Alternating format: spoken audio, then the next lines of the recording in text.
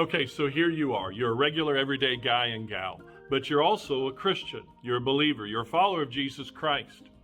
So you, like everyone else, are doing the best you can day in and day out under the present conditions, especially with COVID. But then also simultaneously in those same last few months, you've watched as certain events sparked rioting and looting in many of the major cities of our country. And they have this outcry using words like socialism and power and oppression and white privilege and white fragility and equity and many more. You also saw corporations and stores abruptly change the names of their products, some that they've sold for decades, to meet the immediate demands of what they say their consumers want. But then you also heard this used by educators, news media personalities, bloggers, and more. And not just them, but you've heard it now in churches.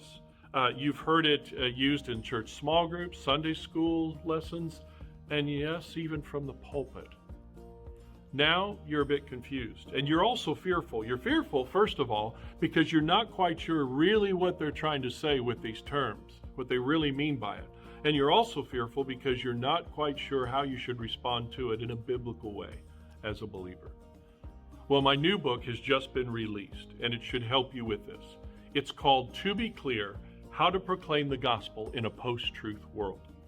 It is a primer on understanding what is going on in our culture and churches and what it is doing to redefine who Jesus is and trying to change his gospel message. It goes into the thinking and attitude behind it all and its decades-long manipulation of the arts, sciences, and education and more, and now into churches and theology. This thinking and attitude has a name, and it is called post-truth. In this book, I give you also a short history of it and just how far-reaching it is into our everyday lives. To Be Clear also gives believers like you and me not just the knowledge of what it is, but it helps provide the tools to defend the truth of God and his gospel message against it, and to not lose hope in the battlefield of ideas in our everyday world. Well, I encourage you to do this. It is available right now on Amazon.com. And I encourage you to purchase your copy right away. It's available in Kindle and paperback formats. I am the author, Walter Swaim. And I also am asking you one more thing real quickly. Once you've read the book and once you've really understood it and learned from it, would you go back to its page on Amazon and write a positive review for it?